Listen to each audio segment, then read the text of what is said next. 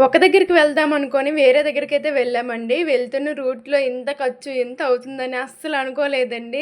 ఏం జరిగిందో ఏంటో డీటెయిల్‌గా చెప్తాను చూడండి. మేమైతే మామూలుగా బయటికి వెళ్ళామండి. బయటికి వెళ్ళి అలా బీచ్‌కి వెళ్ళి కాసేపు కూర్చొని వచ్చేద్దాం అనుకున్నాము. తావలా బీచ్‌కి వెళ్ళే రూట్‌లో అయితే సంతయితే అవుతుందండి.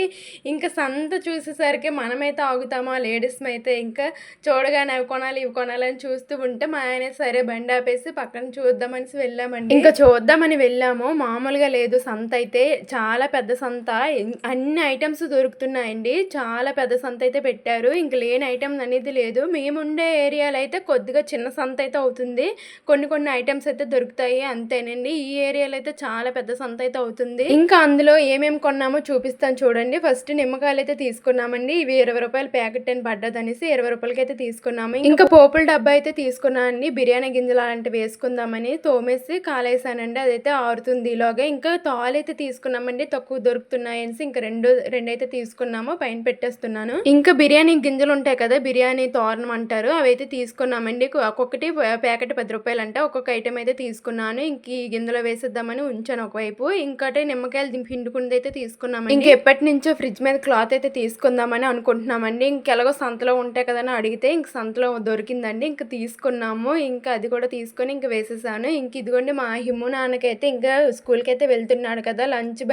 లంచ్ బ్యాగ్ కోసం ఇదైతే తీసుకున్నాము. అలాగే చీపురు తీసుకున్నాము. కొన్ని స్నాక్స్ అయితే తీసుకున్నామండి. ఆయనకి గులాబీ పువ్వులు ఇష్టమనేసి ఇంక గులాబీ పువ్వులైతే తీసుకున్నాము. అలాగే ఇంకొన్ని స్నాక్స్ అయితే తీసుకొని ఇంకా మా హిమ్ము నాన్నకి నాకు తినడానికి ఉంటాయి కదా! అవి కొన్ని తీసుకున్నాం. పాలకాయలు అలాంటివన్నీ మిక్చర్ అలాంటివన్నీ తీసుకున్నాము. ఇంకా పోపుల డబ్బా అయితే ఆరిపోయిందండి. తుడిచేసి ఇంక ఇగోండి పోపులన్నీ వేసేసాను. అంటే బిర్యానీ గింజలు అవి ఉంటాయి కదా! అవైతే వేసేసి ఇంక నీట్‌గా సర్దుకొని పెట్టేసానండి. మూత పెట్టేసాను. ఇంకా అలా బీచ్‌కైతే వెళ్ళామండి. ఇంక చూడండి మా హిమ్ము నాన్న ఇంక వాళ్ళ నాన్న అయితే మురిమిచ్చి తింటూ ఎంజాయ్ చేస్తున్నారు. కాసేపు బీచ్‌లో అయితే కూర్చొని అలాగే ఎంజాయ్ చేసామండి. మా చిన్నోడికి కూడా అదే రెండోసారండి బీచ్ చూడడము. ఆడైతే ఎక్సైట్‌మెంట్ ఆపుకోలేకపోతున్నాడు. చాలా హ్యాపీగా ఫీల్ అయ్యాడండి. ఆ వాటర్ అయితే వస్తుంటది కదా ముందుకి అదైతే చూస్తూ నవ్వి పొంగిపోతున్నాడండి. ఇంక వచ్చే తోవలో జేబ్రా ఇంకా సింహం అవి ఉంటే ఎక్కాడండి మా హిమ్ము నాన్న. ఎక్కేసి కాసేపు ఆడుకున్నారు. వీళ్ళైతే బీచ్‌లో కొద్దిగా ఎంజాయ్ చేశారండి.